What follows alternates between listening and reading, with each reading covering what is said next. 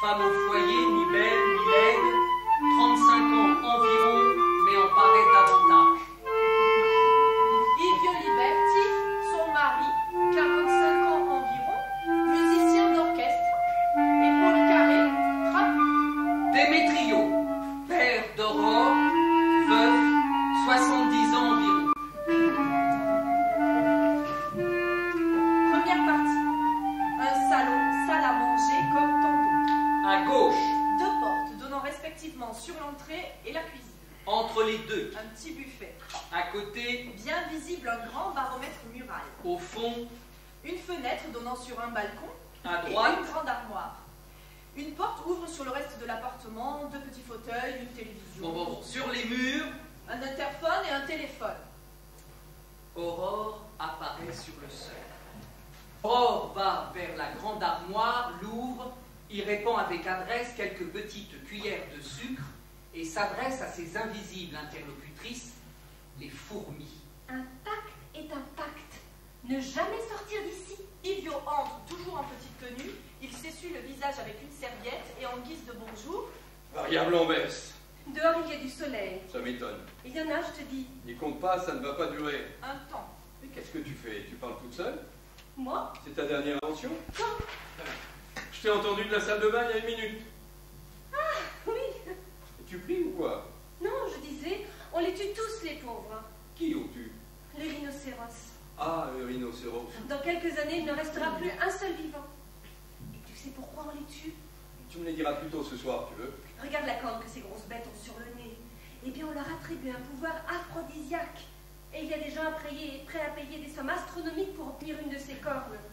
Ah oui? Et tu sais combien ils arrivent à payer une seule corne? Dis un chiffre. Allez, dis un chiffre. Livio regarde l'heure. Oh, il faut que je... 10 000 $.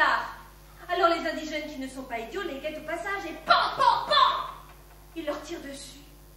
Mais à qui la faute? Allez, réponds, à qui la faute? Livio regarde l'heure. Oh, je dois... Aux dirigeants de ces pays. Non seulement ils ne lèvent pas le petit doigt pour arrêter ce massacre, mais encore ils l'encouragent. Oui, parce que ce n'est pas l'argent qui les intéresse, mais plutôt le sexe. Alors ils se disent, c'est peut-être faux, mais on ne sait jamais. Mais qui t'a raconté tout ça? Le journal, la télévision. La corne d'un animal déchaînerait le désir. C'est stupide. Et le désir, si on l'a déjà, qu'est-ce qu'on fait de la corne? Tu me le fais ce bon Dieu de café ou pas? Le café, c'est vrai. Il est tard, tu comprends? Il est tard. Il est plus de 9 heures. À 10 heures précises, j'ai ma répétition. Et tu me parles de rhinocéros. Et il parle pour lui-même. Et c'est un Allemand qui dirige cette fois. Un type qui ne dévie pas d'une seconde. Un de ceux qui remédient à la ponctualité, à leur manque de génie. Tu imagines? Il la voit s'attarder sur le seuil. Es-tu encore là? Nous étions en train de parler d'une chose importante, je crois. Alors je me suis mal expliqué. Cet Allemand... Je vais te lui dire... Excusez-moi, maestro allemand, je suis en retard parce que je parlais à ma femme. De cornes. Expéditif. Je t'en prie, ne rêve pas. Et il s'assoit attendant son café. Quand Francesco sera grand... Lila, non, Lila a un autre tempérament, tout glisse sur elle, elle a de la chance. Mais Francesco regarde autour de lui, il se pose des questions. Eh bien, quand Francesco aura 20 ans et qu'il te demandera ce que tu as fait, toi, son père, pour sauver les rhinocéros de l'extermination, je voudrais bien savoir ce que tu lui répondras. Ce que je lui répondrai, Il se lève d'un bond. que je me suis levé tous les matins à 8h30 pour être à l'orchestre à 10h, prêt à ma place, qu'ici, au bord des lèvres, j'ai perdu presque toute ma sensibilité comme si j'avais un cal. Et tu sais pourquoi? Parce que j'ai serré la hanche d'un hautbois tous les jours que Dieu fait, que j'ai dû déguster des milliers de fois ce que les amoureux de la musique appellent la divine harmonie que moi, je ne peux plus écouter sans en avoir la nausée. La nausée comme après une grande bouffe. Et quand c'était pas du classique, j'ai dû m'éclater les poumons et la cervelle avec cette cochonnerie qu'on nomme musique contemporaine, sans rien y comprendre, avec l'obligation de prendre à la fin de chaque exécution une expression intelligente. Et je te jure que ni les indemnités, ni les augmentations, ni les primes de fin d'année ne suffisent à compenser cette fatigue. Voilà ce que je lui répondrai à Francesco le jour de ses 20 ans. Bon, mais ce n'est pas une raison pour... Oui, je sais. Il est probable qu'il répliquera qu'il ne se borne pas à regarder autour de lui, ce garçon. Non, Lui, il faut aussi qu'il nous casse les pieds. Bien sûr, il répondra en demandant ce que tout ça a à voir avec l'extermination des rhinocéros. Alors moi, je lui lancerai à la figure que j'ai dû choisir entre l'extermination des rhinocéros et la sienne. Il se met en colère. Mais bon Dieu, pourquoi faut-il qu'un pauvre type commence à se faire piéger dès le matin, comme si on n'avait pas 1000 autres occasions? Il va vers elle, menaçant, et montre l'extérieur. Bon alors tu me l'apportes ce foutu café, ou je vais le prendre en bas à la barbe des rhinocéros. Ne te mets pas en colère. Sinon tu vas te transformer en rhinocéros, une corne te poussera sur le nez et on te tirera dessus. Rassieds-toi, j'arrive tout de suite. Elle sort. Livio cherche à se calmer. Putain. Mais tous les jours, elle m'en sort une autre. Il s'assoit. Hier matin, c'était les forêts de l'Amazonie. Avant-hier, alerte générale, des gamards ou je ne sais quoi disparaissent près de Pérouse. Dans je ne sais plus quoi, le lac Trasimène. Une sorte de crevette dégoûtante qui a moins d'1 centimètre si elle disparaît. Je voudrais bien savoir qui s'en apercevra. Aujourd'hui, Ses yeux tombent sur la revue. c'est la faute de ces torchons de journaux qui n'annoncent que des catastrophes. Il se tourne vers la télé. Et de cet autre oiseau de mauvais augure.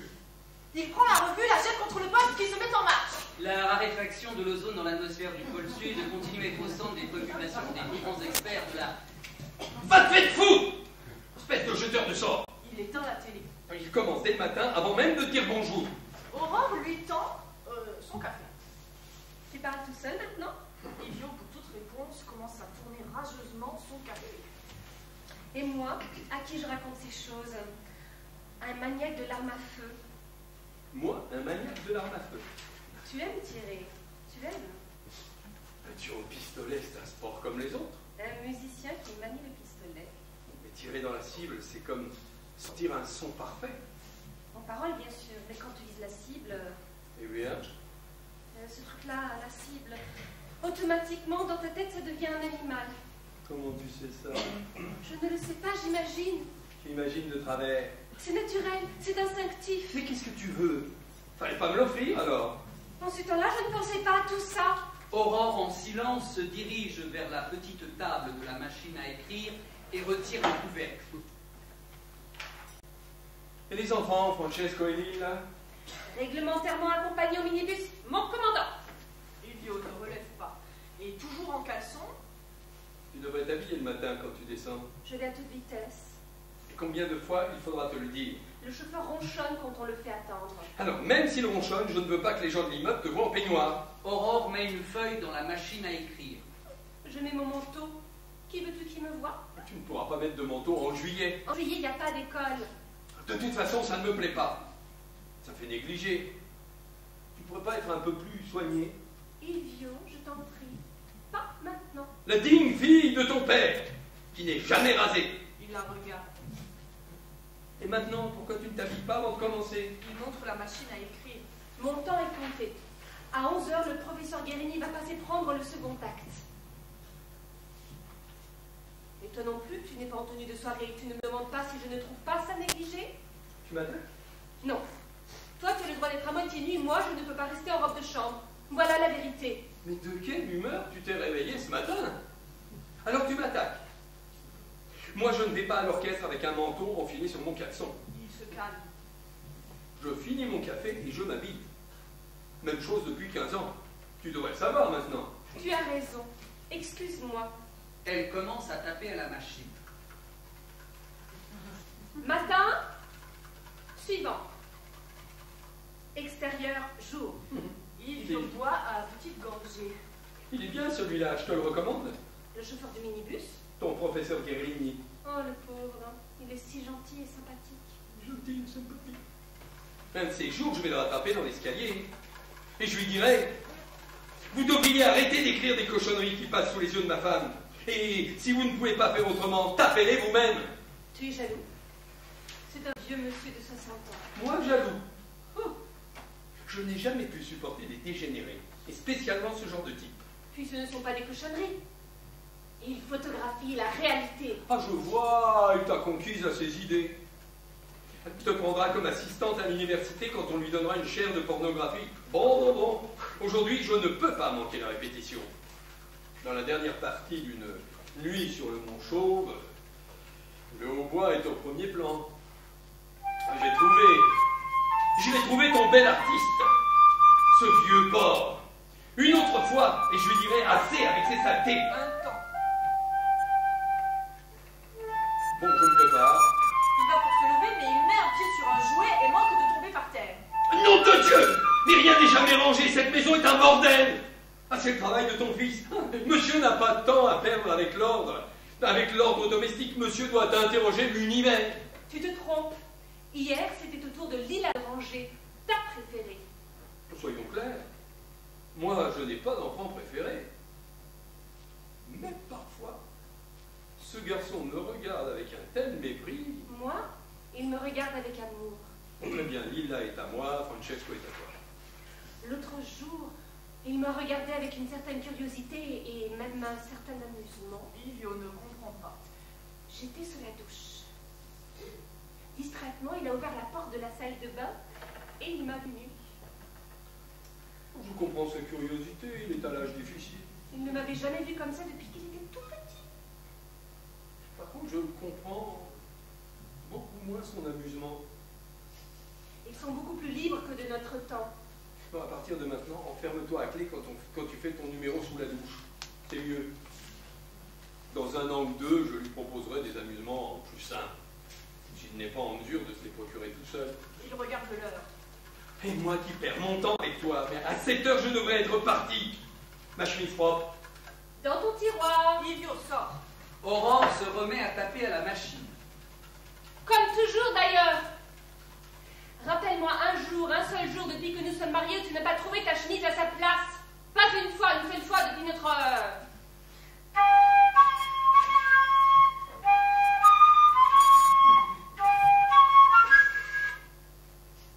Mais une femme comme moi où tu la trouves. Épouse, mère, femme au foyer et femme au travail. Elle prend une feuille de papier.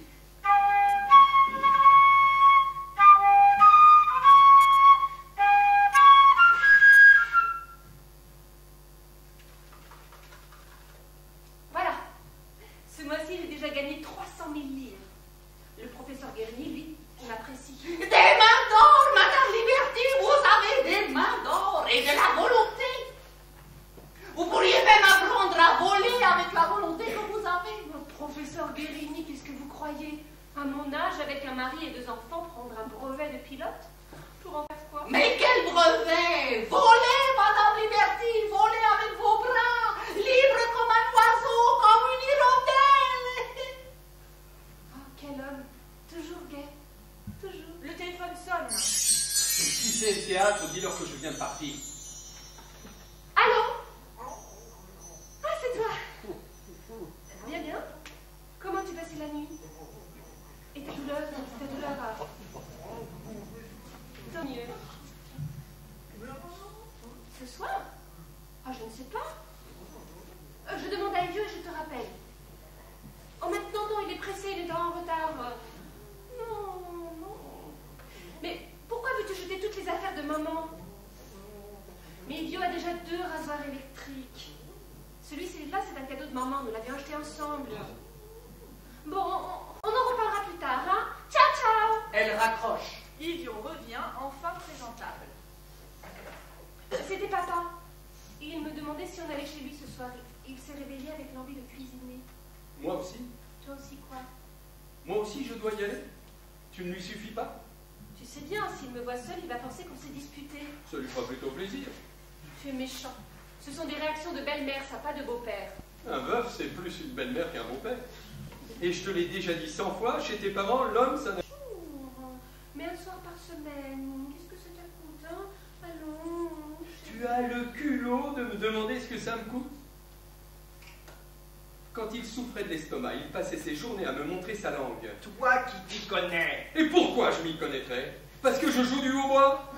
Après, son obsession, c'était l'arthrose déformante. Il comparait tout le temps ses doigts aux miens. Tu vois ton doigt, il est droit comme un i. Le mien, il fait une espèce de L. Maintenant, avec sa nouvelle idée fixe, les hémorroïdes... Moi, je dirais à papa de te fiche la paix. Sonnerie grinçante de l'interphone. L'interphone, qui ça peut bien être? L'employé du gaz. Ou ton grand artiste, le vieux porc. Qu'est-ce que je vais lui dire à Guérini? fini. Oh, je suis terriblement en retard. Qu'est-ce qui t'arrive? Tu t'évanouis? On voit le paître. Ah non, c'est moi qui vais le faire. Il va répondre à l'interphone. Oh non! Elle veut l'arrêter. Livio l'évite brutalement et décroche. Allô? Vous êtes trompé. Il raccroche. Qui en demandait? Oh, qu'est-ce que j'en sais? Je vais finir de me préparer. Il sort. Nouvelle sonnerie. Oui, Madame Liberty. Ah, papa. Non, tu ne t'es pas trompé, c'est moi, Aurore. Qu'est-ce qu'il t'a dit? Tu as pris de lui dire qu'il s'était trompé. J'ai été pris de court. Alors évidemment, tu lui as dit de monter. Je sais bien comment ça finit. C'est mon père. Eh oui, pas le mien. En plus, il est négligé, jamais rasé. Il t'a offert un baromètre très utile. Ce n'est pas parce qu'il m'a offert un objet utile que lui aussi est utile. En plus, il s'en sert aussi. On ne juge pas les gens sur leur utilité. En l'absence d'autres qualités, Mais c'est mon père. Tu veux que je le supprime? n'arrête pas de téléphoner. Il peut pas rester chez lui, non? C'est triste de vivre seul, c'est triste à notre âge, alors imagine au sien.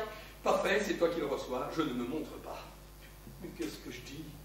Je suis obligé de sortir, la répétition, bon sang, je suis très en retard. La fenêtre, je vais sortir par la fenêtre. On sonne à la porte. Aurore va ouvrir. Tu sais comme il a juste besoin d'un petit truc. Je vais vite l'expédier. Livio à la fenêtre vérifie s'il est possible de passer par le balcon. 3 étages. C'est assez pour s'écraser en bas. Mais pourquoi on n'habite pas au rez-de-chaussée? Il s'arrête. Je suis encore dans un état, nom de Dieu! Entre Aurore et son père, Démétrio. Démétrio est un homme âgé, l'air gentil. Mais avec des manières plaintives et arrogantes qui justifient en partie la version d'Ivio. Démétrio porte plusieurs sacs de course. Bonjour à tous. Il va au baromètre, Ah, il continue à baisser. Ce n'est pas bon signe. à Ivio. Levé du pompier. Ah, Aurore, je t'ai apporté une nouvelle sorte de tomates pelées. Je les ai trouvées au supermarché de la Via Riquiard. Et j'en ai pris pour toi et pour moi. Il les lui montre. Merci, je les essayerai ce soir. Ce soir. Alors vous ne venez pas? Aurore embarrassée. Ivio a un empêchement. J'ai dit au téléphone. D'accord, alors demain, je vous ferai des filets de merlan aux olives et aux caves. Aurore cherche à décider son mari. Bonne idée! Ivio aime tellement ça. N'est-ce pas, Ivio? Réponds. Ivio de dos est en train de nouer sa cravate. Il se retourne et affiche un sourire forcé. Et Démétrio prend cela pour une réponse positive et va vers lui. Qu'est-ce que tu veux manger d'autre? Dis-le-moi, comme ça, demain matin, quand je descendrai faire les courses. Ivio passe à l'attaque. Ce matin encore, vous ne vous êtes pas rasé, n'est-ce pas, mon cher? L'honneur du menton, comme on disait autrefois. Ivio se frotte les joues. Alors moi, je suis un homme sans honneur. Démétrio enchaînant. À propos, Il sort un petit paquet de sa poche. c'est pour toi. Qu'est-ce que c'est? Démétrio défait le paquet. Un rasoir électrique, jamais utilisé. Ça se voit. C'est ma pauvre femme qui l'a de refaire. Prends-le, j'en ai un autre au besoin. Ivio et Aurore se regardent. Ivio passe le rasoir à Aurore. Merci, il est magnifique. Bon, je m'en vais, je ne veux pas vous faire perdre de temps. Entre vite chez toi. Tu ne devrais pas sortir si tôt l'hiver. Tu peux attraper une pneumonie. Oh, que Dieu t'entende, en un mois, même pas vous seriez débarrassé de ce vieux gêneur ennuyeux, inutile. Ivio à voix basse à Aurore. C'est lui qui l'a dit. Aurore raccompagne son père. Je ne t'ai même pas offert un café. Démétrio s'arrête. Ça vaut mieux.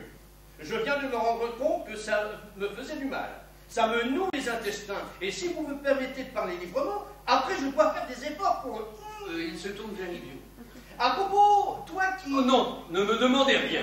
Je ne connais rien à la médecine générale et à ses problèmes en particulier. Mais tu joues du hautbois. Et alors, chez le boucher hier matin, en parlant de mes petits ennuis... Oui, c'est bien connu. Chez les bouchers, tous les jours, colloque sur les hémorroïdes. Parlant tête à tête avec un colonel en retraite, il m'a dit que tous ceux qui jouaient d'un instrument avant, devant pousser d'une manière spéciale... C'est faux. C'est faux, scientifiquement et musicalement. Pourtant, Démétrio, peu convaincu, le trombone de son bataillon... Mais moi, je joue de la musique symphonique, mon cher. C'est pas la fanfare du 16e régiment. Ivio sort. Aurore prend son père par le bras. Viens, papa, ne fais pas attention. Le matin, quand il part travailler, il est insupportable. Elle le raccompagne à la porte. Demain soir, vous venez, hein, j'y compte. On fera notre possible. Démétrio sort. Ivio revient. Le baromètre était à la baisse, mais je ne pensais pas jusqu'à quel point. Toujours la même histoire. Tu essayes de Ne faire me quelque dis pas chose. ça. Ne me dis pas Tu ça. peux essayer au moins de faire un effort. Faire un effort. Ils se regardent tous deux sans parler. Aurore, résignée, retourne à sa machine à écrire.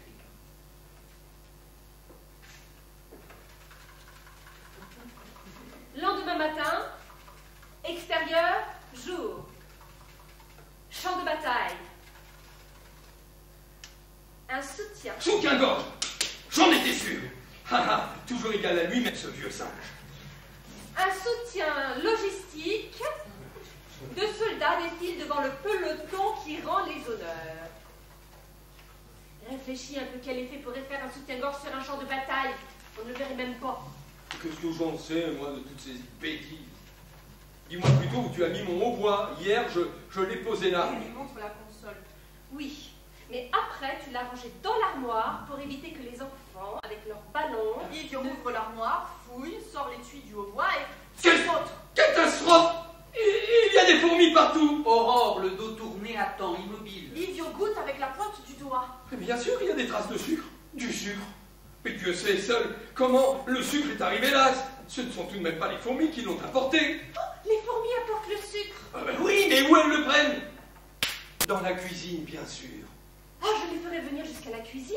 Mais non, je serais stupide. En fait, je mets directement le sucre dans l'armoire. Toi? Et quelquefois, Francesco, des petits tas, des monticules à 10 à 15 cm l'un de l'autre. Mais pourquoi? Elles en raffolent. Que répondre à ça? Et puis, on les observe des heures entières. Oh, c'est un spectacle, tu sais. En un instant, elles se passent le mot. Oh, on dirait qu'elles ont des radioémetteurs. Et elles commencent à arriver en file indienne, l'une derrière l'autre, sans se décaler d'1 millimètre. Oh, chacun prend son grain de sucre, tourne les talons et repart dans l'autre sens. Elles sont mignonnes. Elles arrivent toutes noires et repartent blanches et noires. Poivre et sel, ça c'est le mot. Et Francesco éclate de rire. On rit tous les deux. Pour toute réponse, Yves prend une serviette et se déchaîne contre les fourmis à l'intérieur de l'armoire. Aurore se précipite. Non! Non! Qu'est-ce qu'elle te fait de mal, pauvre créature de Dieu? Mais qu'est-ce que tu veux qu'elle me crache à la figure? Maintenant qu'elles sont là, il faut les chasser avec de l'insecticide. Tu comprends? Est-ce qu'au moins tu comprends ça? Mais tu pleures, Micherie. Il manquait plus que ça. Écoute, mon amour, qu'est-ce que tu dirais de partir pour la cure que tu fais chaque année en cette saison, hein? Quand le printemps arrive, on est tous fatigués, surtout toi avec la maison, les enfants, ton travail. Ce n'est pas fatigant, ça me distrait. Oui, et tu dois faire les courses. Te lever de bonne heure. Tu te fatigues le dos, écoute. Ce soir, on appelle le docteur Perreni, on lui demande une nouvelle ordonnance. Comme ça, demain matin, on commence une nouvelle série de piqûres. Pour toi aussi. Moi? Mais moi, je n'élève pas de fourmis. Ah, mon Dieu, mais tu vas voir que... Tu as perdu quelque chose? Il manquait plus que ça. Aujourd'hui, j'ai eu mon compte. Yves va prendre l'étui du hautbois. Livio, tu te sens mal? Tu trembles? Je sais pourquoi je tremble. Qu'est-ce que tu as? Si elles sont entrées dans l'étui, c'est foutu. Calme-toi. Pourquoi elles y seraient entrées? Ah, mais bien sûr, maudite bestiole. Et maudite, toi aussi. Tu as encore une. Il écrase une fourmi. Ah, elle est restée écrasée sur le velours de la boîte. Prends la petite cuillère à café et essaie d'enlever la fourmi. Nom de Dieu, j'ai renversé du café sur le velours. Ah, la journée commence bien. Mais pourquoi serait-elle entrée là-dedans? Il n'y a que le sucre qui les intéresse. Mais justement, j'en ai toujours un morceau dans mon étui. Tu mets du sucre dans ton étui. Moi, Et pourquoi? quant à l'orchestre, je me sens fatigué. Quand on souffle, on souffle. Et va savoir combien il y en a qui se sont glissés dans l'instrument. Il démonte toutes les pièces de l'instrument et les contrôle une à une. Je ne crois pas. Elles ne font jamais de voyage pour rien, je les connais bien depuis le temps. Ah, mais tais-toi! Celle que tu as trouvée devait être perdue. Ou alors elle était en repérage. Dans ce cas, nous sommes arrivés à temps. Il vaut mieux tout contrôler. Imagine-toi qu'il y en ait de caché à l'intérieur au milieu des touches. Imagine la scène. Tout le monde est prêt. L'allemand attaque. Le morceau débute. Les violons, contrebasse. Puis c'est à moi. Et je commence à faire gicler des fourmis sur l'orchestre, dans les oreilles de mes collègues, sur la partition du maestro et dans le décolleté de cette salope d'orchestre.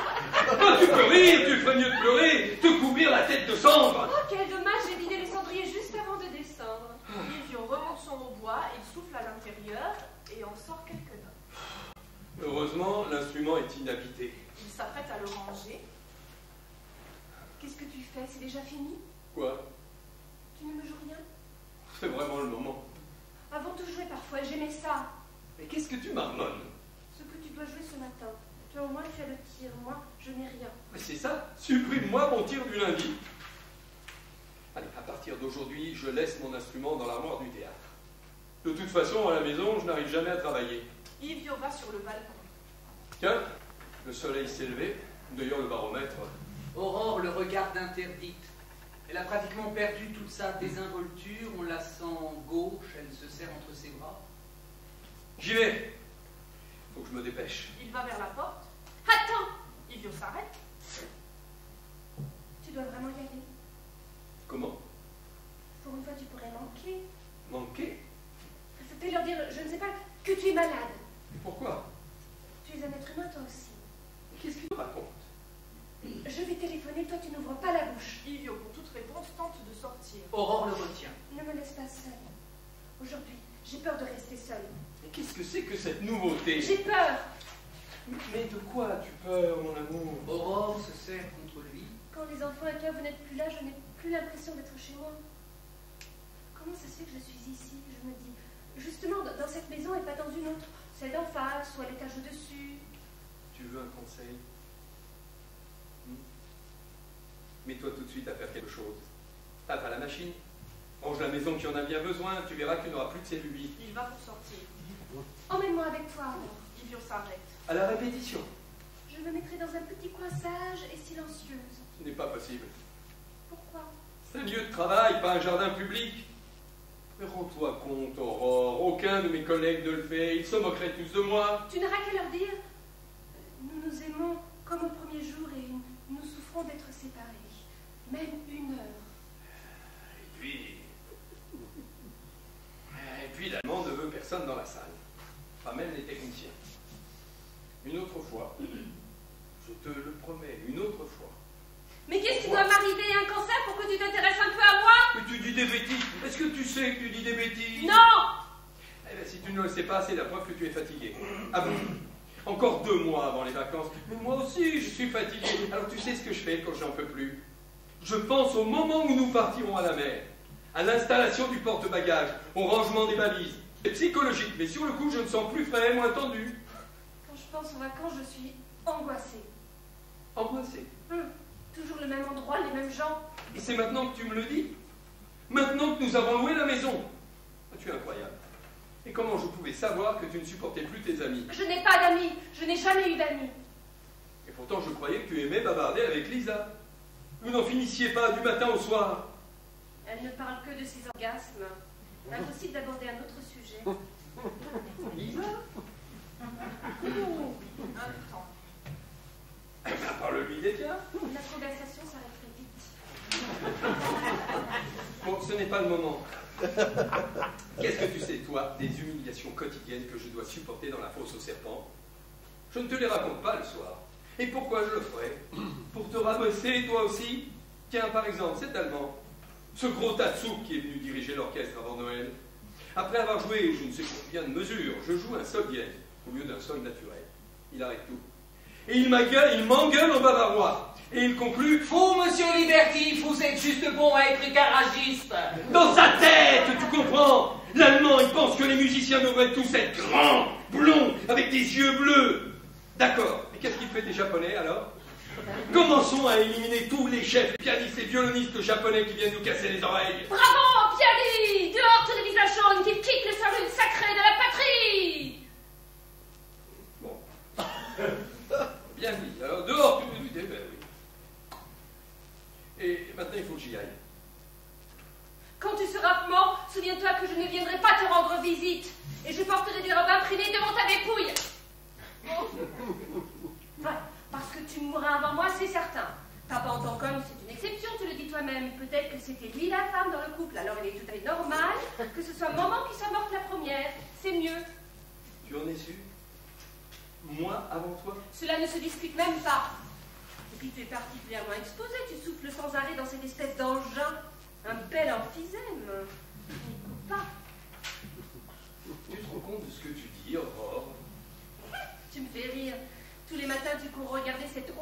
par là? Elle montre le baromètre. Tu prends la pose d'un capitaine au long cours, tu n'as tout de même pas traversé le Pacifique. Qu'est-ce que t'as à le regarder? Le théâtre est à 3 pavés de la maison de notre porte. Chacun ses manies. J'ai compris pourquoi tu le regardes tout le temps, ce truc. Tu as peur d'attraper une bronchite. Alors ne le regarde plus, écoute-moi. La mort t'arrivera par là où tu t'y attends le moins. Et d'où te vient ces drôles d'idées ce matin, tout d'un coup? Oh, je n'attends même pas une semaine et je me remarie. Tu veux savoir avec qui c'est ta dernière volonté?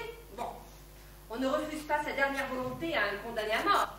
Avec Monsieur Guérini, le vieux porc, le satyre, l'imbécile. Et Monsieur Guérini, eh bien, il viendra habiter ici, dans cette maison. Arrête les plaisanteries les plus courtes. Et n'espère pas que je change la disposition du mobilier, ni même de notre chambre, tout comme maintenant. Seule différence, toi, tu seras sous terre et lui, à ta place. Oh, assez où je te donne une gifle. Et puisque nous sommes au cœur du sujet, tu sais pourquoi Monsieur Guérini ne monte jamais ici prendre ses textes? Parce que je lui ai interdit. Un jour que ni toi ni les enfants n'étaient à la maison, il m'a sauté dessus avec la fougue et le désir d'un jeune homme de 20 ans, et sans avoir besoin de cornes de rhinocéros. Pauvre folle! Mais c'est pas une petite cure qu'il te faut, c'est l'asile! Note que tu me fais même pas enrager, mais alors pas du tout! Si, je te fais enrager! Tu me fais pitié, c'est tout! Et tu sais ce que je lui ai dit cette fois-là? À partir d'aujourd'hui, c'est moi qui descendrai Aurelio. Parce qu'il s'appelle Aurelio, je ne te l'ai jamais dit. Son nom, comme le mien, commence par un A. Nous avons la même initiale. À partir d'aujourd'hui, c'est moi qui descendrai. Tu as le sang trop chaud. Ou plutôt, je monte, c'est mieux. Nous nous retrouvons à la buanderie, en haut de l'escalier. C'est moins confortable qu'un lit, mais c'est moins risqué. Et si tu reviens à l'improviste et que tu ne me trouves pas, je pourrais te dire que je suis allée tendre des mains sur la terrasse, et tu me croiras. Des mains d'or, me dit-il. Bien sûr, comme on n'a pas de lit, on s'arrange comme on peut. Et je préfère ne pas dire tout ce que j'ai en or, d'après lui. Mais tais-toi! Il lui donne une gifle. Aurore vacille sans rien dire. Et puis tout à coup, il se met à se battre.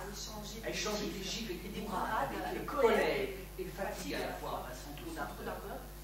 Elle s'arrête. Yves, embarrassé, se gratte la tête, regarde sa montre, ne sait que faire et puis lance. Oh mon Dieu, la répétition! Il reprend son étui et se tourne vers Aurore. Nous reprendrons cette conversation ce soir. Pour l'instant, je fais comme si tu n'avais rien dit, je n'ai rien entendu. Tu n'as pas ouvert la bouche. Ce soir, tu me répéteras mot pour mot les monstruosités que vient de cracher ta bouche. Ce soir, je déciderai si je dois tout croire ou seulement une partie, ou rien du tout. Alors à ce soir, mon amour. Il sort.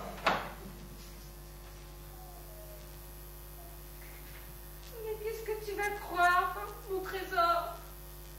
Je t'ai raconté des bobards pour m'amuser. Pour t'amuser aussi. Et toi, toujours sérieux comme un pape. Pas une fois tu m'as dit, Aurore, tu es formidable. Aurore, tu as des mains d'or. Aurore contemple la pièce vide. En passant devant le fauteuil, elle aperçoit 2 patins à roulettes l'un à côté de l'autre. Et moi qui cherchais l'autre partout. Oh, et les voilà tous les deux ensemble, comme mari et femme. Oh, c'est vrai que les objets ont une âme. Ils ont dû s'appeler l'un l'autre. Ils ne pouvaient pas rester longtemps seuls. C'est pareil. Les patins de Francesco. Elle s'aperçoit qu'ils sont à sa taille. Elle en met d'abord un, puis l'autre. Mon Dieu, ça fait au moins 30 ans que je n'ai pas essayé. Dans cette ambiance de solitude et de silence, Aurore commence à faire du patin, d'abord avec un peu d'appréhension, puis petit à petit avec de plus en plus d'assurance. Elle s'abandonne au jeu de son enfance, elle virevolte et s'élance en cherchant à retrouver les figures qu'elle faisait autrefois, notamment le saut de l'ange. Mais l'interphone sonne. Tout d'abord, Aurore ne l'entend pas, plongée comme elle est dans ses impressions d'enfance. L'interphone devient plus insistant. Aurore se précipite pour répondre. Oh, Guérini, mon Dieu, je n'ai pas fini, je ne peux rien lui donner. Oh. Qui c'est? Livio, tu es déjà revenu? Mais quelle heure il est? Ah, les clés du placard, j'ai compris. Non, je ne te fais pas perdre de temps, n'aie pas peur. Et tu sais, j'ai décidé qu'à partir d'aujourd'hui, je serai gentille. Tellement gentille que tu n'auras plus la moindre raison de te plaindre de moi.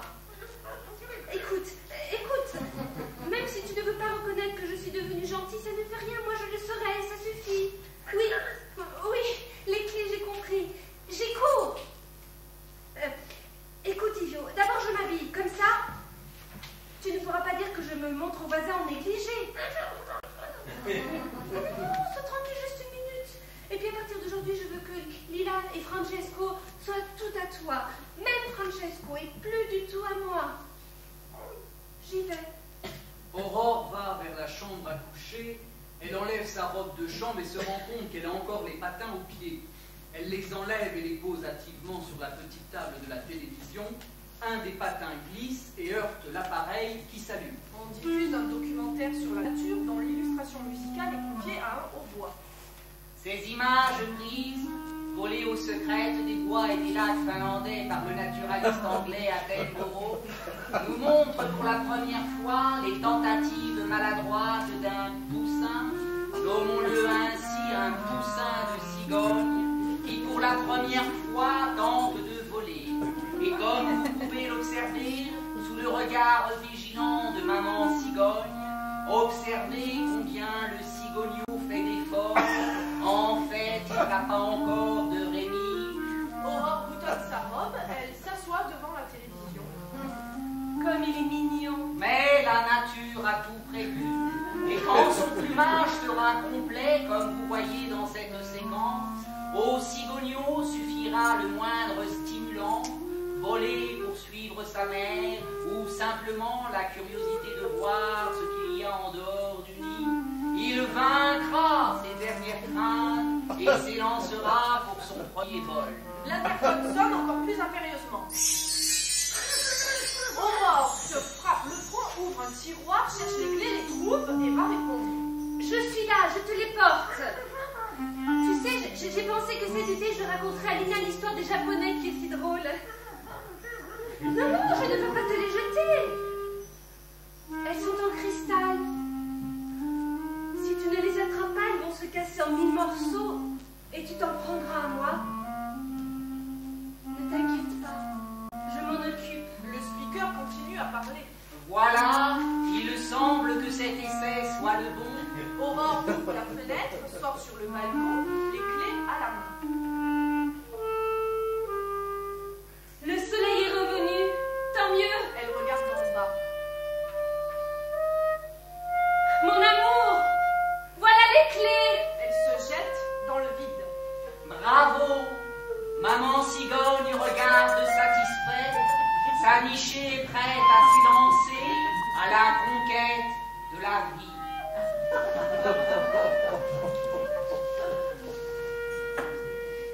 Fin de la première partie. Deuxième partie, Même décor qu'au premier acte. avec quelques modifications. On ne voit plus de jouets traînés dans la pièce. À gauche, on aperçoit un appareil de gymnastique rééducative et une bibliothèque pleine de livres. Comme au début du premier acte, on entend une clé tourner dans la serrure. Démétrion entre. Il est bien rasé, plus habile, moins plaintif. Il pose quelques sacs contenant des courses sur la table. Toujours ponctuel, Il va vers le baromètre. en hausse, tendance au haut. Vers le mot fixe, tu as entendu? Aujourd'hui, nous pouvons faire notre petite promenade, sans craindre de nous mouiller. Tu verras, tu seras de meilleure humeur. Ah, tes crises de nerfs! J'ai demandé à tout le monde en bas, chez le boucher. Un seul responsable. Le temps. C'est vrai, à la maison depuis 5 jours. Et oui, 5 jours. Aujourd'hui, on est mercredi. Notre dernière sortie remonte à vendredi. 5 jours entiers, toujours entre ces 4 murs, sans une bouffée d'air frais. D'autre part, quand il pleut, bon gré mal gré, nous pouvons presser le pas, nous abriter, mais toi... Ah! Au fait, en passant devant la pharmacie du coin, celle qui a toujours en vitrine des choses extraordinaires, J'ai vu le dernier modèle de fauteuil roulant de chez Salus. Autant n'emporte le vent. J'ai pris le dépliant. On va l'étudier à tête reposée. Yvio entre sur un fauteuil roulant. Il se dirige, non sans effort, vers le baromètre. Tendance au beau. Bon Dieu. Tant qu'il ne marque pas Bourg-Fixe, je ne fourre pas le nez dehors, ne l'oubliez pas. Pourquoi? La dernière fois, j'ai failli mourir noyé. Pour quelques gouttes de pluie, quelle exagération. Et là dehors, il y a 1 mètre d'eau. Vous survivrez, moi je crèverai. Mais il faudrait un déluge. Si ce risque existait, tu crois que j'insisterais pour te sortir? Oui. Chaque jour, tu deviens plus agressif. Ce n'est pas gentil. Ah oui? Eh bien, invite quelqu'un à passer une petite année, son petit cul sur une petite chaise à roulettes, avec pour unique perspective de passer là toute son existence. Tu verras s'il ne devient pas lui aussi un petit peu agressif. Tu jettes l'espoir par la fenêtre. Moi, c'est votre fille qui le jette par la fenêtre, mon cher beau-père. Et elle avec, et sur moi encore. Tu te fais du mal. Mais je sais comment te remonter le moral. Il lui montre les sacs sur la table. Revue porno. Vidéocassette arme. De la dinde. Des blancs de dinde. À cuire avec de la sauge et du vin. Un régal. La sauge me reste sur l'estomac. Qui, dans ma position actuelle, se trouve à la hauteur de mes genoux? Avec des petits doigts du lard et des petits choux poussés. Des petits choux, j'en ai, merci. Je mangerai avec toi pour te prouver que ma cuisine est aussi légère que nutritive. Expliquez-moi ce mystère, monsieur Démétrio.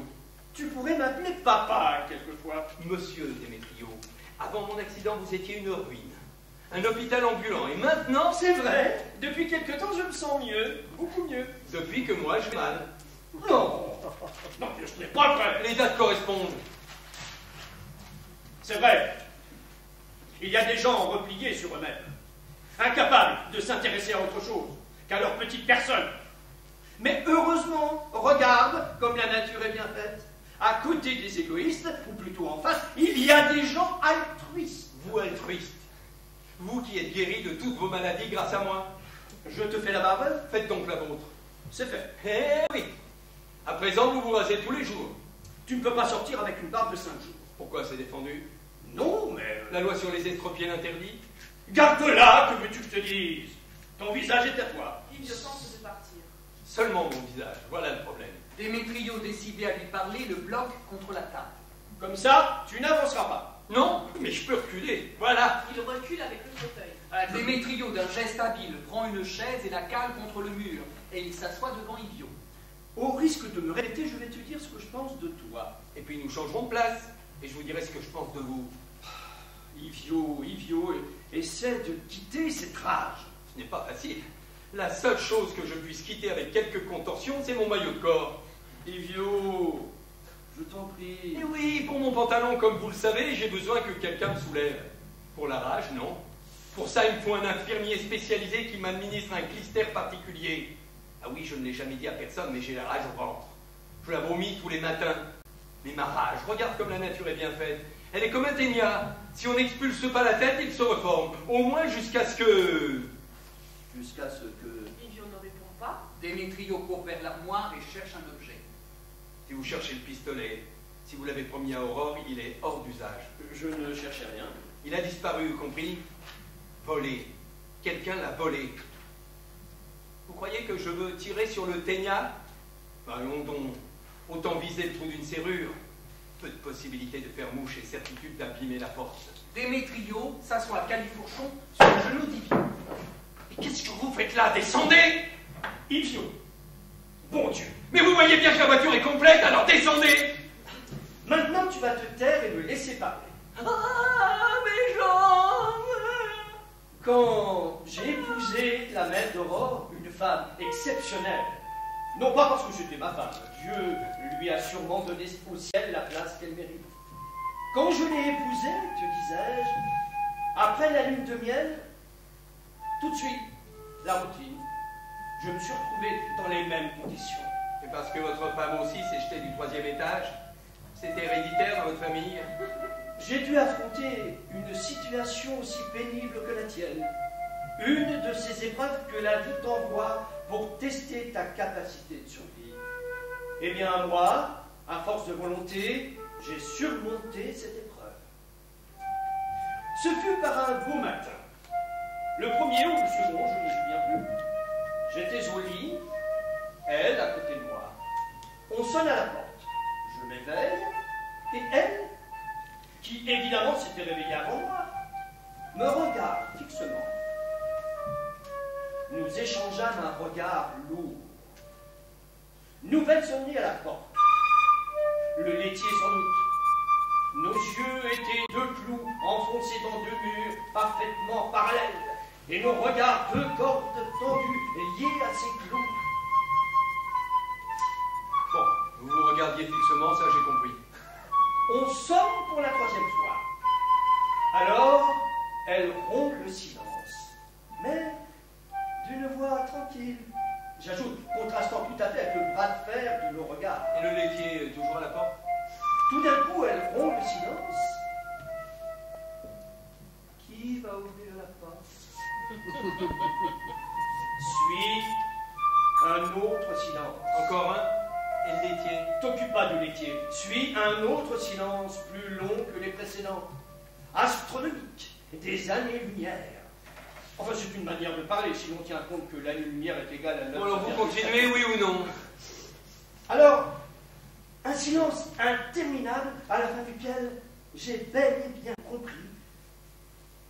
Pour que notre amour soit durable, il fallait que ce soit moi qui aille au petit matin ouvrir au laitier. Que ce soit moi qui m'occupe de la maison, des courses, de la cuisine. Quelle femme, cette Mathilda! Et c'est ça que vous citez comme un exemple de volonté, monsieur mon beau-frère. Mais vous n'attendiez rien d'autre. Vous, cher géniteur de la mère de mes enfants, si vous ne mijotez pas de petits plats, après avoir fouiné au supermarché, vous n'éprouvez pas ce qu'on nomme vulgairement joie de vivre? Pas moi. Je possédais entre les mains dans mon cœur un métier artistique. Je l'ai perdu avec l'usage de mes jambes. Un art supérieur qui s'en va avec mes 2 artères inférieures. Et que veux-tu que j'attende de la vie? Tu ne peux plus jouer de hautbois, c'est vrai. Pourtant, dans l'orchestre, tu étais assis. On ne joue pas du hautbois avec son cul! On joue avec ses poumons! Moi, dans cette position, je n'ai plus assez de souffle pour éteindre les bougies d'anniversaire de mon accident, parce que je tiens à avoir mon gâteau 1 fois par an. Vous ne voudriez pas refuser, beau-père bien-aimé, cette petite joie à un pauvre paraplégique, désormais privé des plaisirs. Parlons-en, vouloir demeurer une victime, c'est ça ta maladie. Pourquoi n'as-tu pas accepté la proposition du théâtre? Tu ne pouvais plus jouer, mais tu pouvais avoir un poste dans l'administration. Standardiste, tu aurais eu la force de réagir au malheur. Le théâtre et moi, on s'est regardé, fixement. Je passe sur les expressions géométriques et sur les silences astronomiques. Et à la fin, j'ai compris. Je n'avais pas d'autre choix que de prendre ma retraite. Pour vivre comme un parasite. Pas à votre égard. Plutôt vous qui me parasitez, et depuis trop longtemps. Allez, partez, sinon je vais avoir une crise d'apoplexie. Appelle-moi papa. Si tu ne m'appelles pas papa, je ne bouge pas. Allez vous faire foutre, papa! Tu es incorrigible. Mais peu importe, nous reprendrons cette conversation à la prochaine occasion. La promenade, par contre, il n'est pas question de la remettre. On y va et c'est tout. Démétrio va à l'armoire et en sort de plaid, il en place un sur les genoux d'Ivio et lui enfile l'autre, comme un poncho. Ivio se laisse faire de mauvaise grâce. Émile Zapata reconverti dans les brigades rouges. L'air de la rue te fera du bien. L'air de la rue.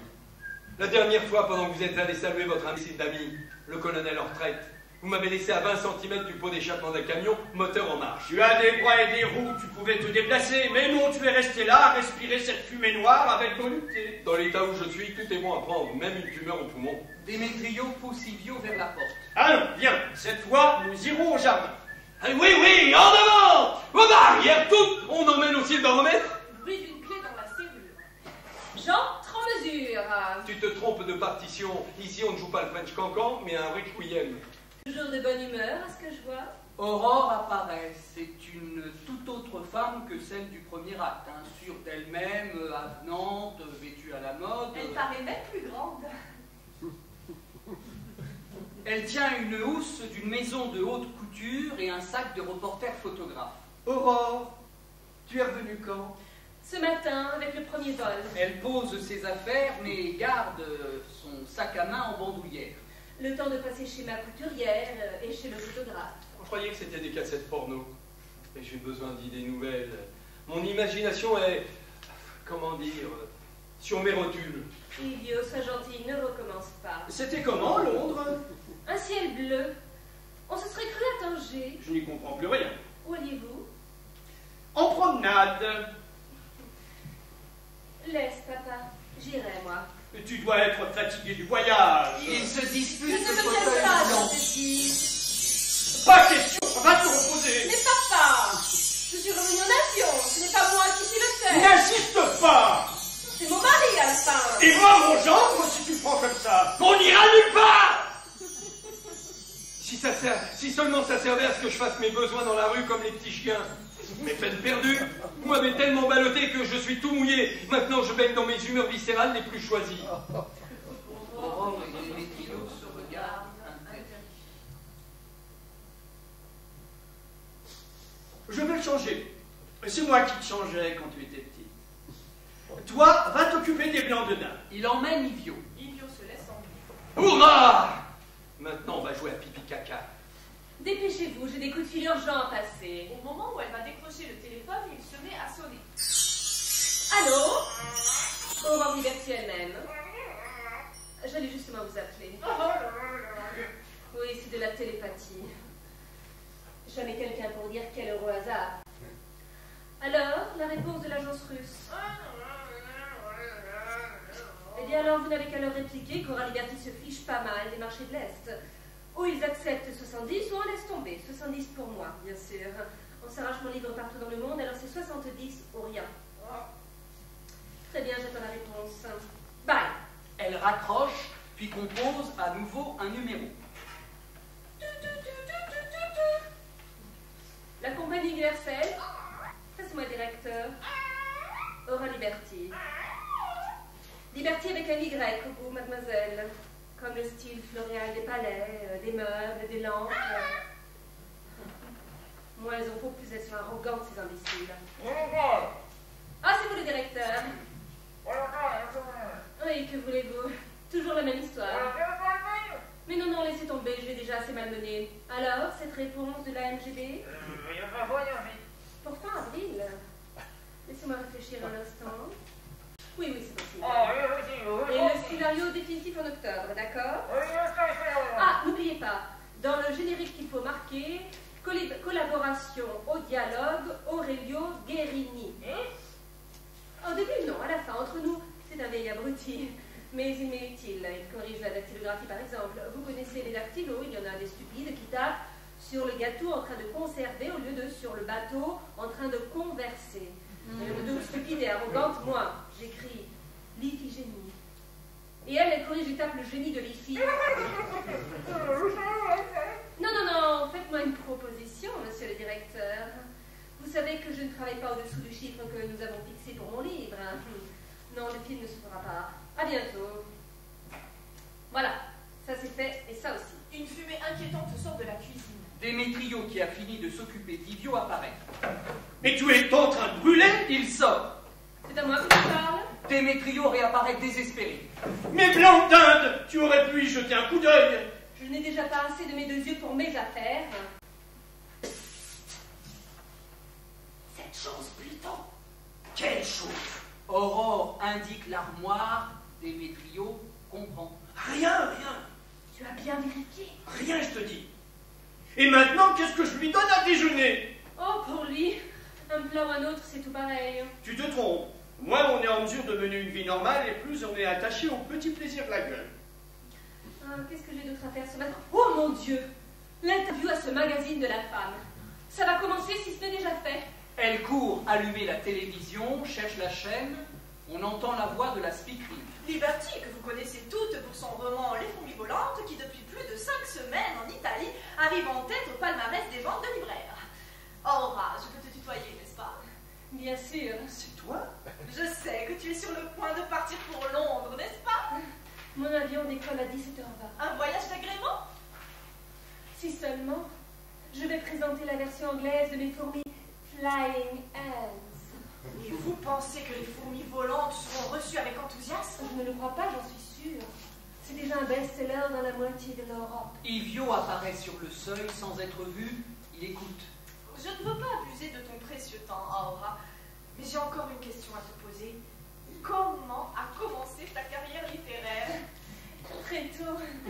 Déjà toute petite, tout enfant, je racontais, j'écrivais mes impressions, mes rêves.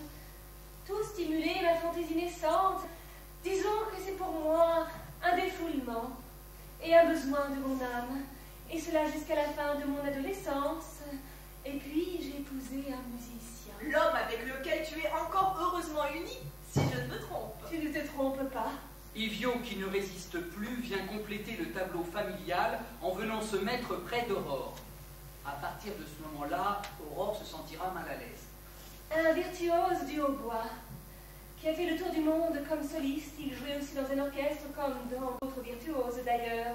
Les chefs allemands refusaient de diriger si mon mari n'était pas là. Tu permets? Il prend la télécommande et monte le son. À côté d'un homme aussi important, que pouvais-je faire sinon être une bonne ménagère, l'ange du foyer? Aurore reprend la télécommande et baisse le son. Et ça, mes amis, dans une société fondée sur l'égoïsme, n'hésitons pas à le dire, c'est une vertu qui n'a pas de prix. On applaudit bien fort, oh ma liberté! Et comme ça, tu es devenue une fourmi travailleuse, une fourmi sans aile. Oui, les fourmis volantes viennent aussi de là. Mais procédons par ordre. Tout d'un coup, mon mari a contracté une maladie étrange, un virus qui s'attaque aux membres inférieurs et l'a immobilisé dans un fauteuil roulant. Mon mari dans cet état, les médecins qui allaient et venaient, les convalescences dans des cliniques nationales et internationales. Vous comprenez, j'ai eu des soucis d'argent, j'ai vendu une propriété à la campagne de mon père. Tu as vendu la maison de Sacropano? Silence! Primo ne voulait pas écouter, sortez. Et des bijoux qui appartenaient à mon arrière-grand-mère paternelle, une Liberti di Cassino, marquise di Castrorovana. Aurore essaie d'éteindre la télévision, mais Ivio l'en empêche vivement. J'ai été obligée de monnayer, oui, de monnayer, c'est le mot juste, ce qui était et demeure l'apanage de l'esprit. Oh, une dernière question. Vous avez des projets, des publications en vue? J'ai commencé un nouveau roman et puis mes fourmis volantes vont bientôt sortir en russe. Oh, comment ça se dit en russe? Krilati Murabaya. Oh, souvenez-vous, chers amis et chères téléspectatrices, que notre Aura Liberty sera bientôt en bonne place dans les libraires moscovites entre Tolstoï, Dostoïevski et Tchekhov. Plutôt éteins la télé. Je crois que c'est la fin. Un silence embarrassé.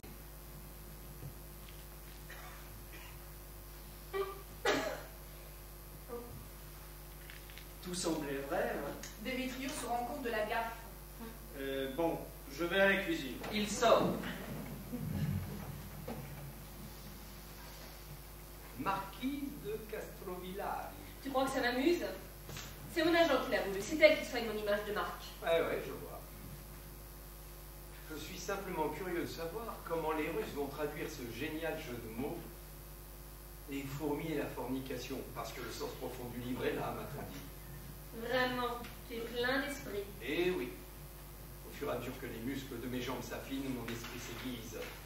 Et ce n'est pas ma faute si je me retrouve dans cet état lamentable.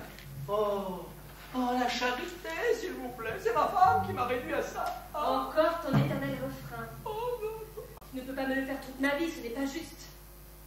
Je me suis lancée par la fenêtre, c'est vrai. Mais pourquoi tu cherchais à me rattraper? Parce que c'est toi qui avais les clés du placard. Et alors? Quand les clés tombent par terre, elles se posent et ne marchent plus. Tu me dégoûtes avec ton cynisme à dessous. Nous pouvons toujours divorcer? Je suis prêt. Toi, non. Ton image de marque, qu'est-ce que tu raconterais aux gens dans cette boîte? Il monte la télé. Tu sais ce que je pense? Que tu t'es héroïquement précipité vers moi dans une intention précise de venir affirme. Quand tu allais travailler le matin, on aurait dit que tu partais à l'échafaud. Faux. Je partais pour une exécution musicale, pas une exécution capitale. Mais la musique, c'était la musique. Vivre entretenu par les autres, c'était ton rêve, voilà la vérité. Pendant que je m'échinais à taper des textes, monsieur faisait semblant d'être jaloux. Tu as le culot de soutenir que je t'encourageais? En parole, oui. Mais tu es né avec une mentalité de Macron et le destin t'a fourni l'occasion de l'être. Toi qui exploites le mauvais goût des gens, leur ignorance, la vulgarité de notre époque, tu ne vaux pas mieux. Toi qui t'es construit un empire sur la bêtise, véritable drogue des temps modernes. Tais-toi! Allez, avoue que nous sommes de Macron. À cette différence que moi, je représente le vieux style qui n'est plus dans la course. Le vieux type qui dégringole un peu plus chaque jour. En voie d'extinction. Tu avais tellement de peine pour les rhinocéros. Tu versais des torrents de larmes pour ces bestioles en voie de disparition. Alors tu pourrais peut-être verser une larme pour moi qui suis déjà à moitié mort. Entre Démétrio poussant une table roulante. On mange! Attends! Tu te complais dans ton état. Autrefois, dans les cours de la Renaissance, les nains et les estropiés devaient faire rire les rois quand ils voulaient manger. Elle va à l'armoire et sort le hautbois. Le repas est là. Mais d'abord, joue-moi quelque chose. Tu plaisantes? Je n'ai jamais été aussi sérieuse. Allez, joue. Si tu ne joues pas, tu ne manges pas, et pas seulement aujourd'hui. Dorénavant, ta nourriture, il faudra la gagner. Vous avez fini de faire les enfants? Toi aussi, Aurore. Tout va refroidir, et ce sera immangeable. Je ne suis pas fatigué pour entendre des remarques. C'est froid, c'est salé. Bon, fais-le manger. C'est ma faute, et je me suis laissée entraîner comme une idiote. Aurore va au miroir pour retoucher son maquillage. Démétrio pousse la table vers Livio. On mange. Bien. Et puis on fera nos petites crottes. Des petites boulettes. Et on jouera à les lancer sur vos papas. Avec les mains, je sais encore tirer. Malencontreusement, la table roulante et le fauteuil roulant entrent en collision. Laisse, papa, je m'en occupe.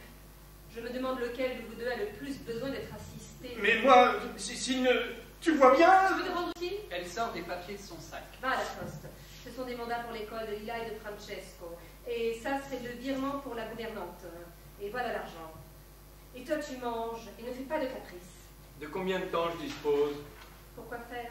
Pour savoir si je peux mastiquer ou si je dois avaler. Pourquoi je donne l'impression d'être pressée? C'est comme si tu étais déjà parti. Tu te trompes. Elle s'aperçoit alors qu'elle a gardé son sac en bandoulière. Elle le pose. Ils m'attendront. Mange tranquillement. Elle lui installe sa serviette. Alors, j'y vais. N'oublie pas d'ajouter un peu de sel dans les petits pois. Il sort. Livio se met à manger. Oh, mon Maria. Lila, tu sais, elle ne s'occupe que de ce qui la concerne, elle. Elle a raison. Elle pourrait venir me voir de temps en temps. Ça fait plus de 2 mois que je ne l'ai pas vue.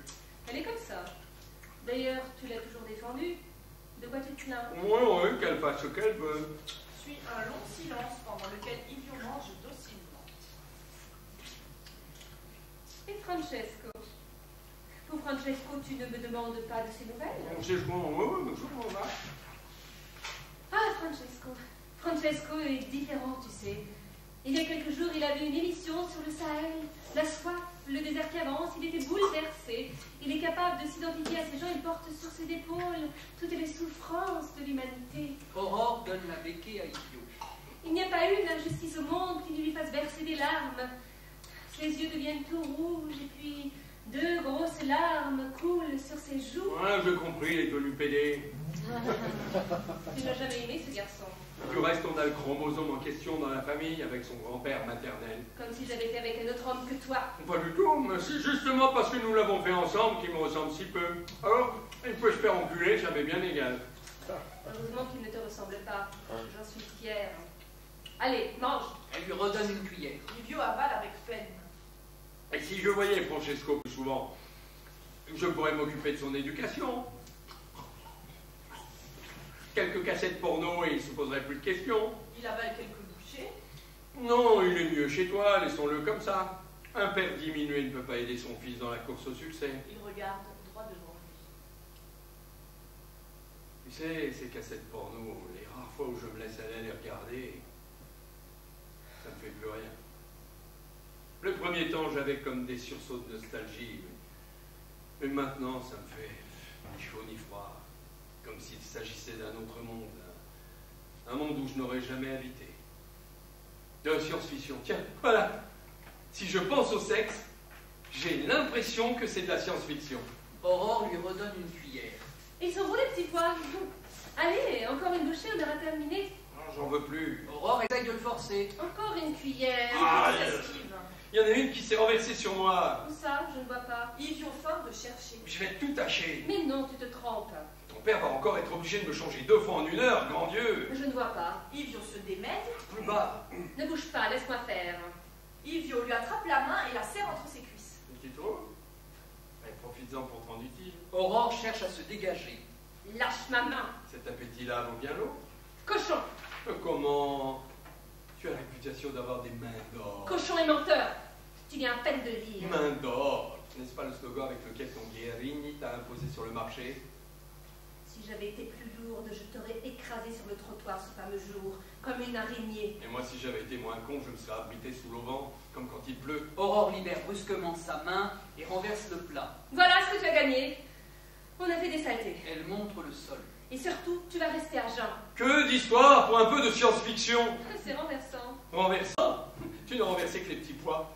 Enfin, pourquoi tu ne viens pas ici? Réponds, satisfaire mes besoins. C'est tout de même moi qui décide de leur ordre d'importance. Oublie celui-là. Pour les 9 dixièmes, je me débrouille seul. Il fait allusion à son sexe. Mais personne ne veut s'occuper du 10e. Eh bien, tu n'as qu'à chercher dans les pages jaunes, il y a des gens dont c'est la profession. Et puis tu me présenteras la note. Je préfère le bon artisanat d'autrefois. Aurore regarde par terre épouvantée. Regarde-moi ce que tu as fait. Et moi qui ai déjà une demi-heure de retard. Regardant sa montre. Je dois porter les photos à l'agence.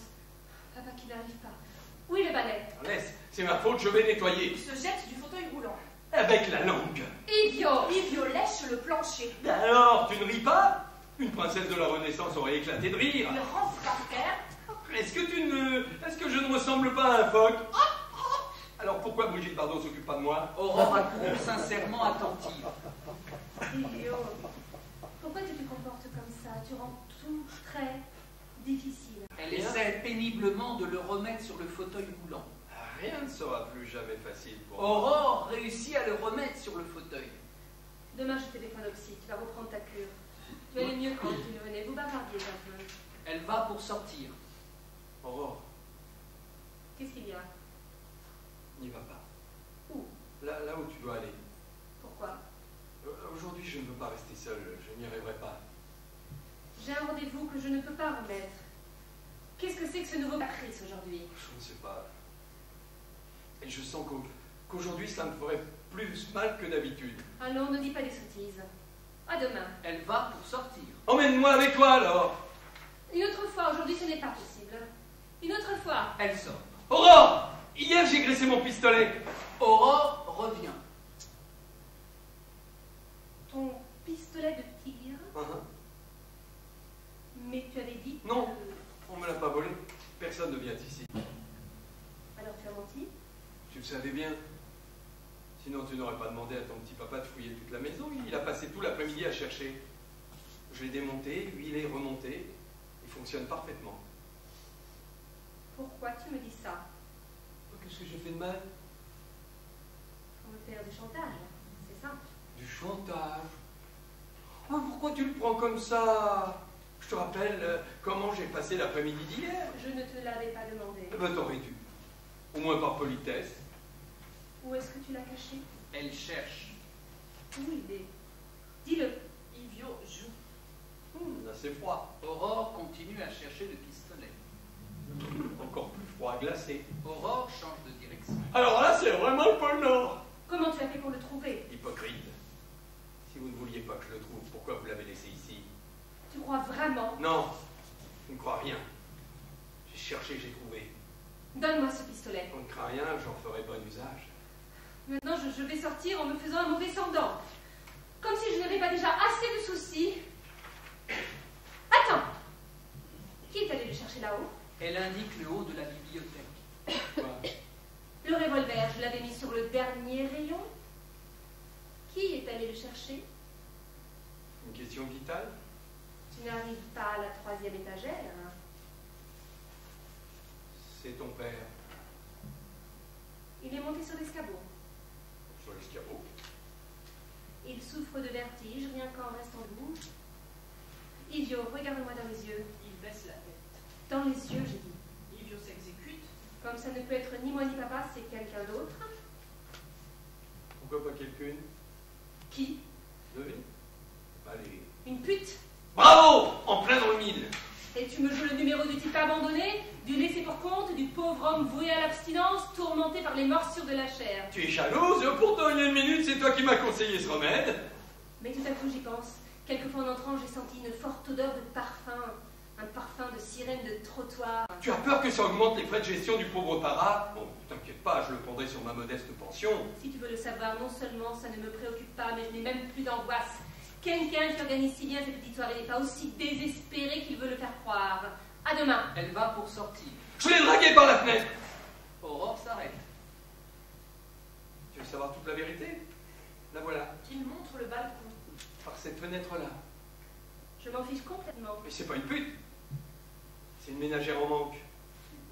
Voilà, la première fois, j'étais en train de remonter la fermeture éclair de mon pantalon, et elle, avec des jumelles, elle contemplait le spectacle. Une fourmi ailée, du genre de celle que tu as si bien décrite dans ton livre. Et puis nos rapports platoniques sont arrivés à leur conclusion naturelle. Elle habite 2 étages au-dessus dans l'autre escalier. Elle descend quand son mari part au bureau. Elle passe par la terrasse. Et si son mari revient à l'improviste, elle lui dit qu'elle est allée étendre son linge. Et il la croit. Salaud, toi et ta putain en admettant qu'elle existe. Tu es vexé? Mais c'est tout à fait le genre de femme sur lesquelles tu as construit ta deuxième vie. Imbécile, maudit imbécile en fauteuil roulant. Ah, mais c'est en fauteuil roulant. C'était amusant. On sa clé tournée dans la serrure. Ah, vous riez! C'est bien! Qu'est-ce que vous vous disiez de beau? Plein de choses, petit papa de ma femme. Venez, venez, on va vous le dire à vous aussi. Qu'est-ce que vous avez fait? Mais tout le plancher est sale, et mes petits pois! Fallait revenir plus vite, papa. Tu en as mis des temps. Elle est pressée, ce siècle a besoin d'elle. Du temps, du temps! Au guichet, il y avait une queue incroyable, j'ai dû courir à l'autre poste. Bon, moi je m'en vais. Tu vas à pied ou tu veux mon fauteuil? Je reviendrai quand je pourrai. Je t'attendrai comme je peux. Papa, tu veux bien nous laisser seuls encore un peu? Démétrio disparaît à la cuisse. Sacrés enfants! Aurore prend une chaise et s'assied face à Ivio.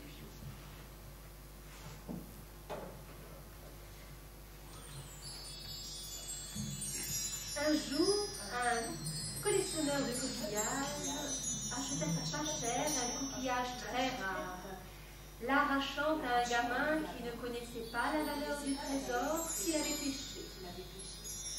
Plus tard, ce coquillage fut l'admiration de tout le monde et la fortune du collectionneur qui, grâce à son acquisition, devient riche et célèbre. Par contre, le gamin mourut de privation et de misère avant même d'avoir pu devenir un homme. Ivio l'observe, curieux de savoir où elle veut en venir. Quelques années passèrent. Un soir, le collectionneur se sentant seul, fut pris de l'irrésistible envie de sortir cette pièce rarissime pour écouter le bruit de la mer dans le coquillage vide. Mais à peine l'avait-il mis contre son oreille, une petite bête aquatique surgit brusquement de la coquille et alla lui dévorer le cerveau. Aurore se tait et se met à observer l'effet que ses paroles ont pu faire sur Ivio. Ivio après un temps.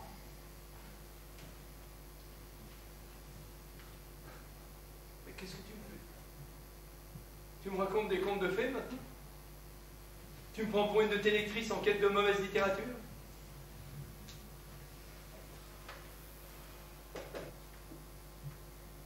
Je voulais seulement t'expliquer. Il n'y a pas à dire, c'est une belle parabole. Digne de l'évangile.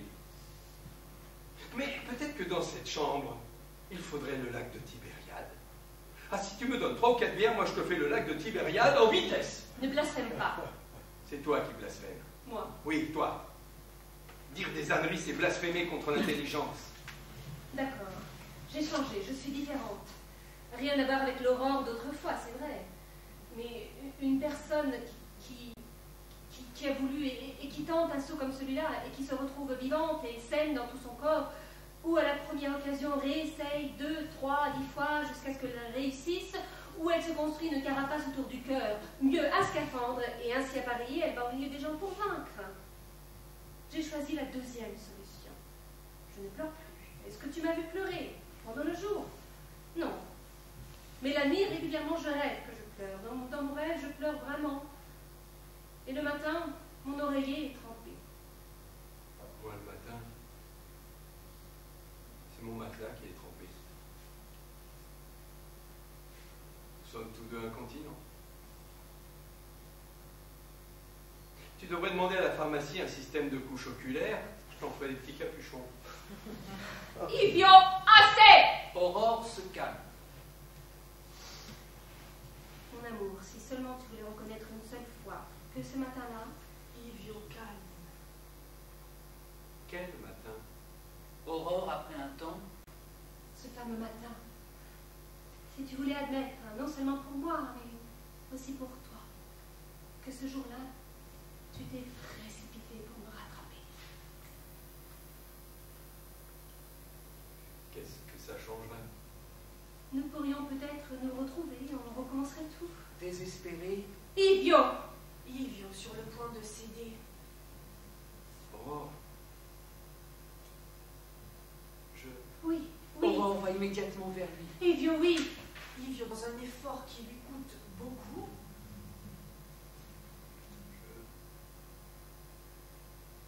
Je me suis précipité pour les clés. Pour les clés. Tu veux que je te le jure sur mon fauteuil à roulettes? solennel. Alors je le jure sur ce moyen de locomotion, que ce matin-là, je voulais sauver mes clés, rien d'autre. Aurore ravale la bile qui lui remonte à la gorge, elle se reprend et après lui avoir lancé un regard aigu, Bien. On s'est dit ce qu'on allait à se dire, la discussion est close. Quant à moi, je n'en reparlerai plus jamais. Papa! Démétrio entre avec un balai. À demain. Elle sort. Démétrio commence à balayer. Ah, mes enfants, on ne peut pas vous laisser seul un moment. Je vous avoue, cher beau papa, qu'on en a fait de belles. Démétrio montrant le plancher, Je vois. Non, non, je ne parle pas de ça. Yvio lui fait signe d'approcher. Si vous étiez entré seulement 5 ou 10 minutes avant, vous auriez assisté à une scène touchante. Malheureusement, on n'a pas rien pu faire. Mais peut-être qu'on pourra réessayer avec quelques succès d'année. Vous avez bien dit que j'étais dans de bonnes mains. Non, mais vous me prenez pas, je ne suis pas descendu si bas. J'ai encore mes exigences esthétiques. Yvio prend la housse à vêtements laissée par Aurore. Et ça, c'est quoi? Yvio sort le vêtement de la housse. Un ensemble d'aurore. Et au premier coup d'œil, c'est la bonne taille. Elle a dû l'essayer, je pense. Votre taille, beau papa. Ça vous ennuierait de le mettre? Pour moi? Que je mette ce vêtement? Mais pourquoi? J'en ai besoin pour l'opération que je vais accomplir. Mais parfois, l'imagination a besoin de stimulants. Yvio va fermer les rideaux. La pièce est dans la pénombre. Malgré tous mes efforts, je n'arrive pas à imaginer quelque chose qui ressemble à une femme. Il met un tissu sur une lampe pour créer une atmosphère de rendez-vous galant. J'ai besoin d'une image féminine. Sinon, la scène touchante ne vient pas bien. Si j'ai bien compris... Ah, enfin. Allez, allons-y. Il n'en est pas question. mais il reste comme hypnotisé par la situation. Alors? Mais enfin, ce sont des problèmes de marins. Eh ben, on se passera de l'uniforme, tant pis. De marins en pleine mer. Pourquoi? Vous voyez le rivage, vous? Pas moi. Yvio agite l'ensemble d'Aurore. Avouez que vous ne pouviez espérer une meilleure occasion. Pas pour toi. Il y a toute une vie que vous attendez ça. Avouez-le.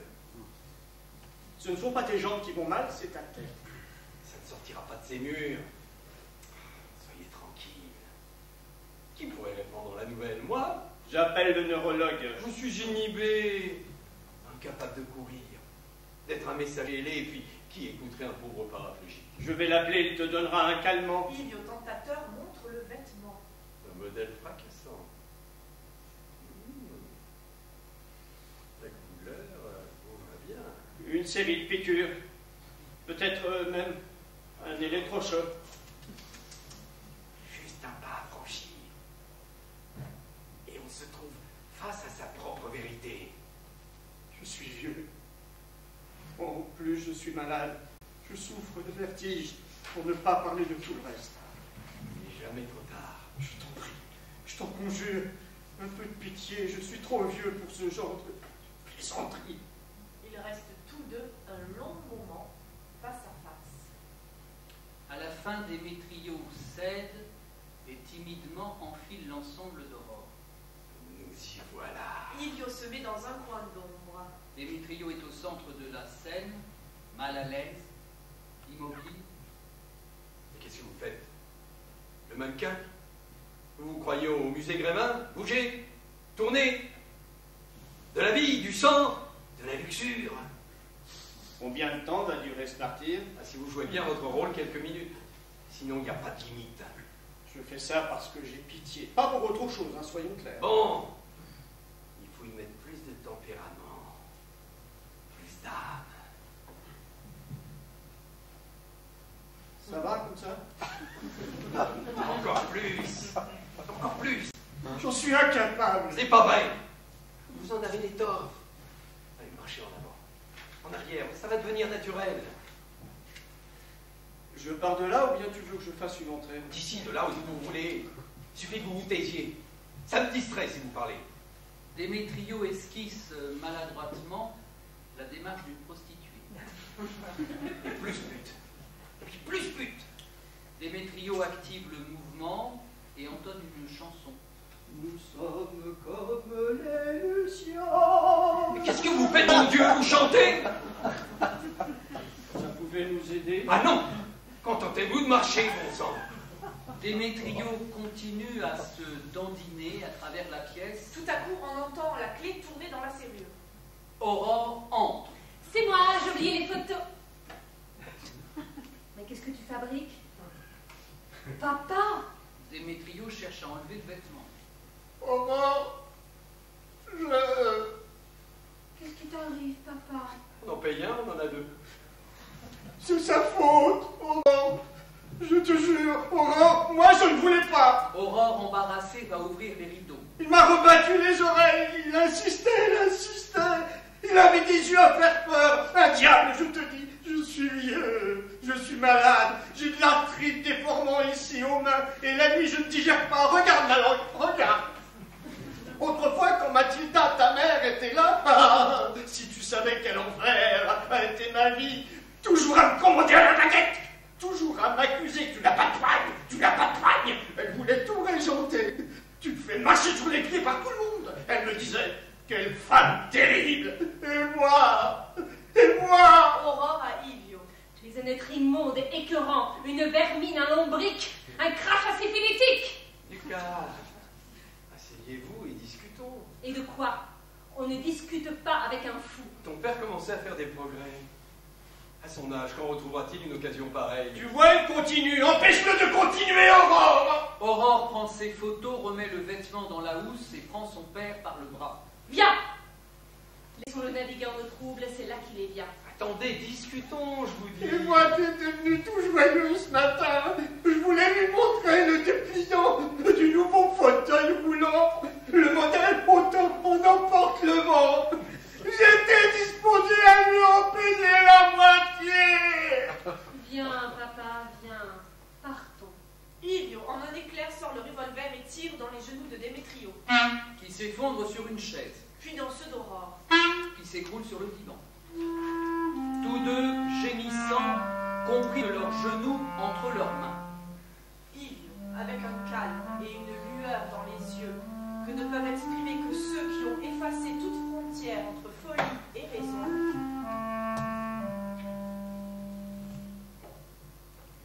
Voilà. Maintenant que nous sommes assis tous les trois, on peut commencer à discuter.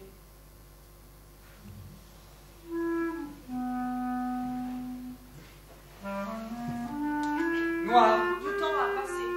la lumière vacillante d'un chandelier qui filtre par la porte de la chambre à coucher fait apparaître le même décor. Mais sans acteur. Par la porte de la chambre entre Aurore sur un fauteuil roulant, tenant en main un chandelier. Par une autre entrée apparaît Démétrio, lui aussi dans un fauteuil roulant. Il porte un pupitre qu'il va placer au centre de la scène. Il y dispose une partition. Aurore s'approche et pose le chandelier de manière à éclairer le pupitre. Toute l'action s'effectue comme un ballet bien réglé.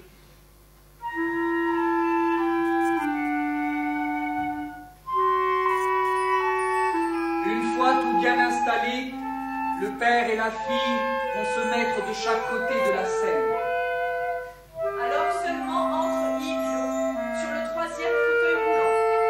Tous trois portent bien visiblement le nom de la marque, autant en emporte le vent. Yves tient son hautbois. Démétrio et Aurore l'applaudissent en souriant. Yves sourit et répond aux applaudissements par un mouvement de tête convenu. Les deux spectateurs se passent une feuille qu'on imagine être un programme. Yves porte le hautbois à ses lèvres. Il demeure un instant immobile, les yeux fermés, puis il commence à jouer.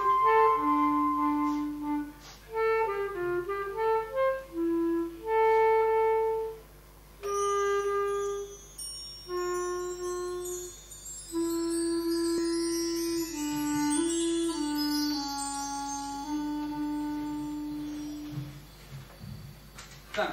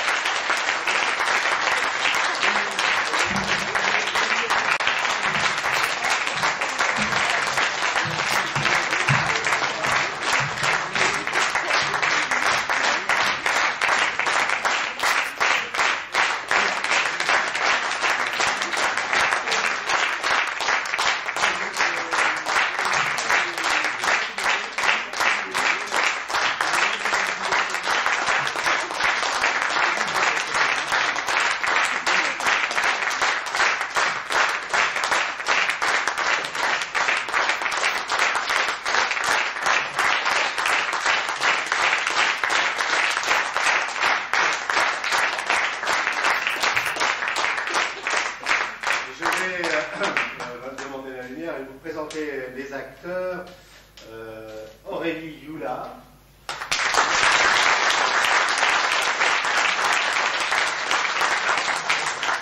et Aurélie, donc Jean-Claude Bourbeau,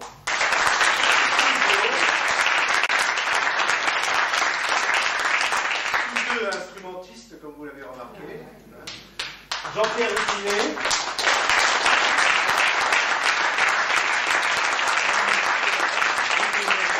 normalement du basson, mais qui n'a pas voulu en jouer ce soir. Alain Guillot,